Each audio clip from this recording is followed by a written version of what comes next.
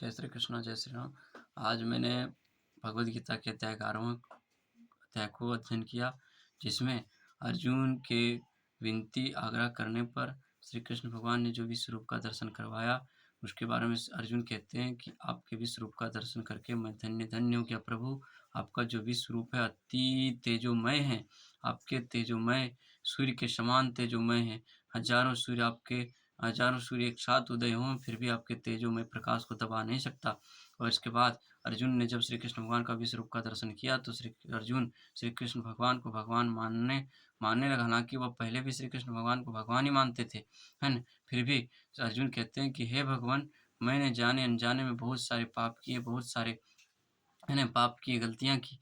जैसे मैंने आपको हे यादव के रूप में पुकारा, हे सखा के रूप में पुकारा, है ना? हे कृष्ण के रूप में पुकारा।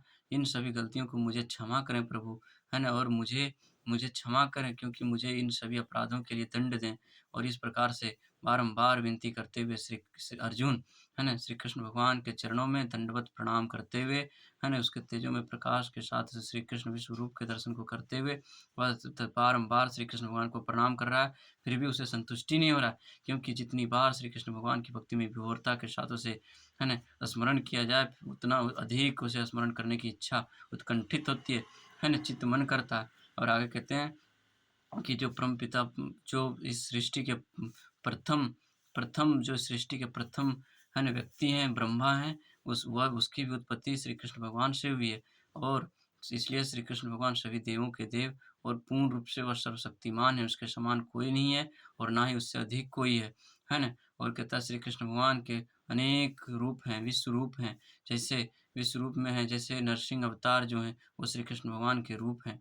जो प्रेम हृदय के साथ श्रद्धावान के साथ श्री कृष्ण भगवान का स्मरण करता है, उसे श्री कृष्ण भगवान का, है ना, दिव्य श्री कृष्ण भगवान उसे दिव्य चित्त अवश्य दान करते हैं, जिसके कारण से दिव्य दृष्टि दान करते हैं, जिस कारण से वह श्री कृष्ण भगवान का नित्य, है ना, स्मरण कर सके, नित्य उसका दर्शन कर सके। और बिना दिव्य दृष्टि के श्री कृष्ण भगवान का न तो दर्शन किया जा सकता है, ना ही उसका ध्यान किया जा सकता है। जो व्यक्ति कहता है कि मैंने श्री कृष्ण भगवान का साक्षात हूँ, जो श्री कृष्ण भगवान को देखा है, वह व्यक्ति या तो झूठ बोल रहा है, या तो मिथ्या कर रहा है। उस व्यक्ति से असंग रहना चाहिए। जो व्यक्ति पूर्ण रूप से भगवान की भक्ति में निष्ठ नहीं है, वह व्यक्ति कभी श्री कृष्ण भगवान का विश्व रूप का दर्शन नहीं कर सकता। जिसके हृदय शुद्ध ना हो, जिसके मन पूर्ण रूप से शांत ना हो, जिसका हृदय शांत ना हो, वह कभी श्री कृष्ण भगवान का भक्ति का भगवान का दर्शन नहीं कर सकता। इसलिए भगवान की भक्ति करने से मात्र से ही आप अपने जीवन में पूर्ण रूप से सफल हो सकते हैं। कहता है इस सृष्टि का उथल-पुथल होना, इस सृष्टि का परम आश्रय श्री कृष्ण भगवान है। इस सृष्टि में जो नित्य क्रियाएँ होती है, वह श्री कृष्ण भगवान के आश्रय में होती है। उनसे श्रेष्ठ कोई नहीं है, है ना? बहुत से मूढ़ व्यक्ति हैं जो समझते हैं कि इस सृष्टि कुछ कुछ पद प्राप्त कर लेने पर, है ना, सोचते हैं कि इस संसार में वही सबसे श्रेष्ठ है, परंतु उसे यह पता नहीं, आभास नहीं, है ना, कि वह श्री कृष्ण भगवान की नित्य क्रियाओं में संलग्न है। वह श्री कृष्ण भगवान की इच्छा अनुसार ही कार्य कर रहा है, परंतु उसे अपने आप पर गुरूर हो जाता है और वो अपने आप को सर्वश्रेष्ठ मान बैठता है, जबकि उसे ये पता नहीं होता कि उससे भी सर्वश्रेष्ठ कोई है, जो उसे संचालन कर रहा है ना? इस पूरे संसार को, ब्रह्मांड को, इस सृष्टि को श्री कृष्ण भगवान ही संचालन कर रहे हैं।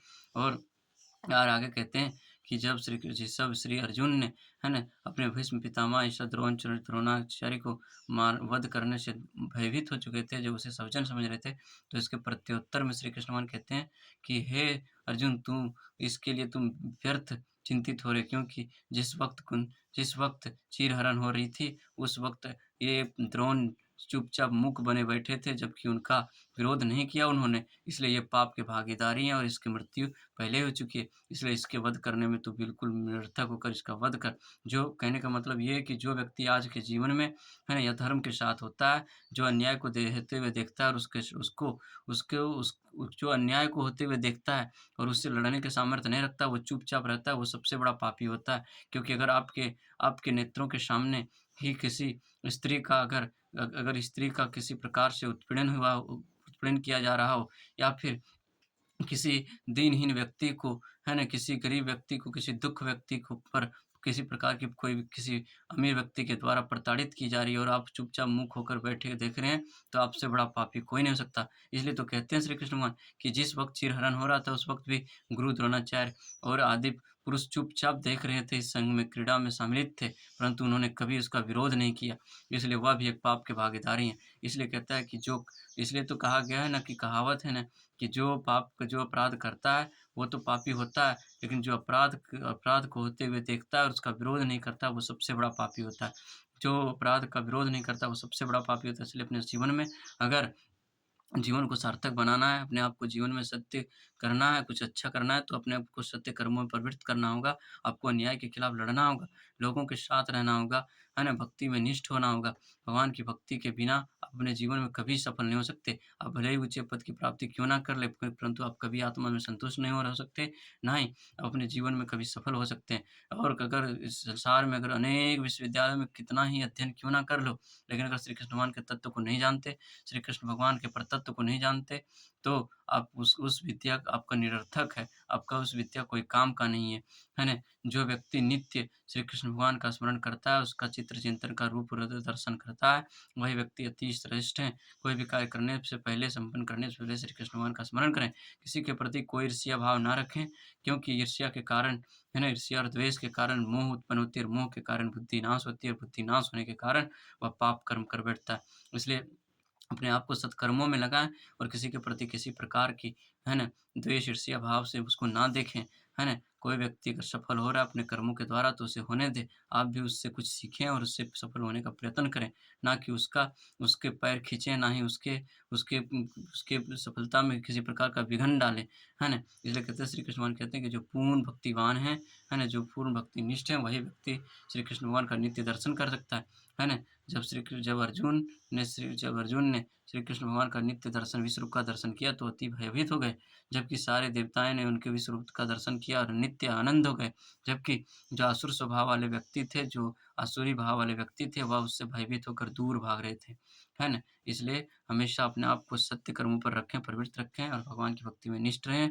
मैं इतना ही कहूँगा, बाकी आपके जीवन में सफलता अवश्य मिले। आप अपने सत्कर्मों में अगर इतना दावा के साथ कह सकता हूँ कि जो व्यक्ति सत्य कर्मों में प्रवृत्त हैं, जो सत्य के मार्ग को चुना है, जो उचित मार्ग में लीन है ना? जो उचित कर्मों को कर रहा है, जो किसी प्रकार से किसी व्यक्ति को पीड़ा नहीं पहुँचा रहा है, जो अपने भगवान की भक्ति में निष्ठ है, जो भगवान की भक्ति करते हुए अपने कर्तव्यों में निष्ठ है, वह व्यक्ति कभी अपने जीवन में सफल नहीं हो सकता, वह हमेशा सफल ही होता है। इसलिए भगवान की भक्ति में नित्य हमेशा रमंजित रहें, उसकी भक्ति में निष्ठ रहें, क्योंकि उससे अधिक कोई नहीं और ना ही उससे कोई श्रेष्ठ है।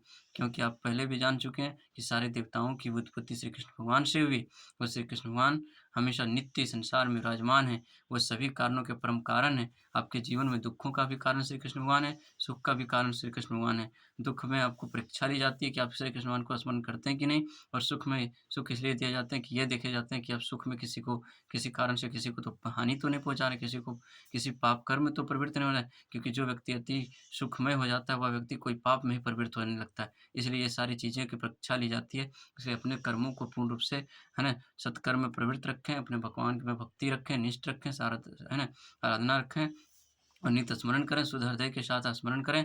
जय श्री कृष्ण, जय श्री राम। आपके जीवन की श्री कृष्ण भगवान की कृपा से आपका जीवन शुभ हो, मंगलमय हो, आपका दिन शुभ हो, मंगलमय हो। जय श्री कृष्ण, जय श्री राम, जय बजरंगबली, जय श्री कृष्ण भगवान।